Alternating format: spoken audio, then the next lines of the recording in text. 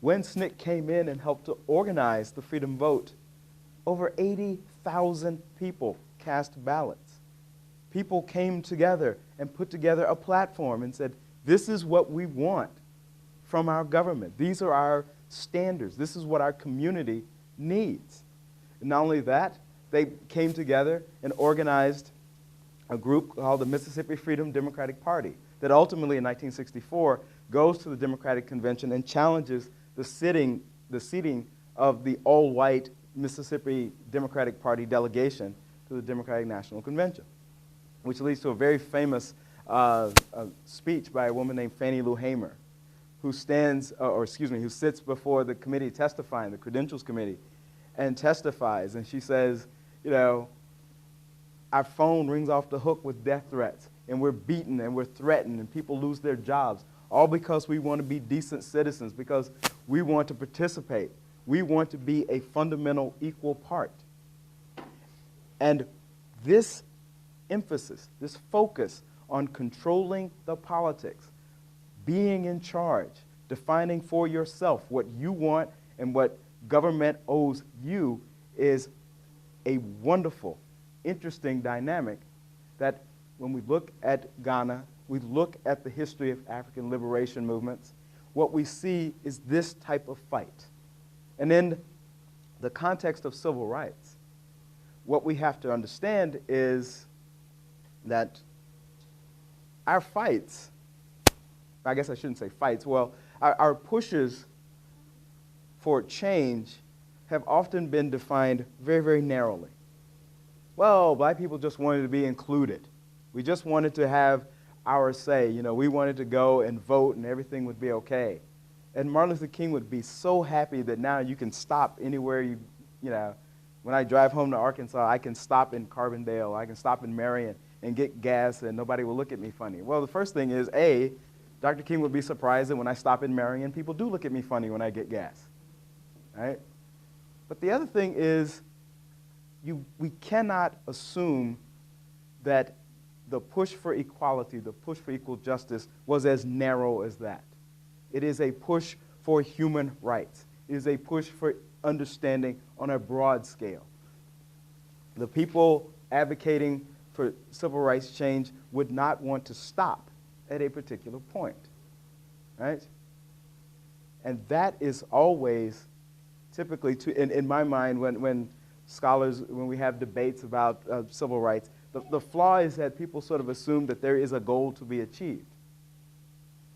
Human rights, equality, defining for yourself is an ongoing project. It is what Kwame Nkrumah teaches us. It is what Martin Luther King Jr. teaches us. It is what Thurgood Marshall and Roy Wilkins of the NAACP teaches us. It's what Stokely Carmichael of SNCC teaches us, that this is an ongoing project. And the idea of turning in and saying, this is a community that we want to control. This is our idea. This is the way we want to do this is, again, on one level, it's not particularly a radical idea, but it is the people who you wish to exercise the power that transforms this into a radical conception. Now, the last point I'll make, and then I'll sit down, I'll promise, is that ultimately, when we look at the broader scope of the world, what we have to understand is we may see common barriers.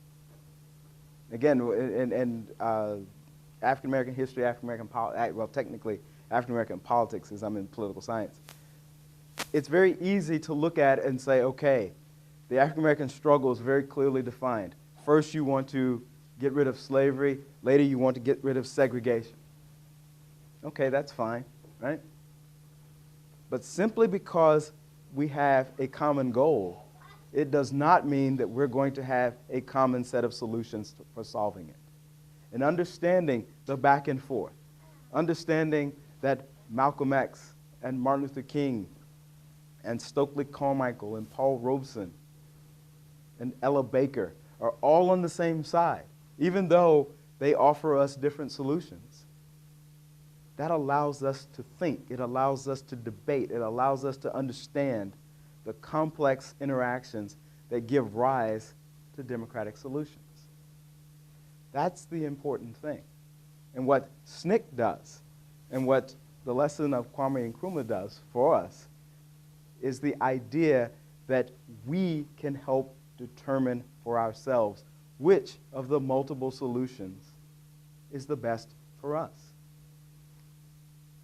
I'll leave you with one small anecdote. Whenever I teach this, I always, the anecdote I give my students is this one. I said, now, I come from a fairly large extended family.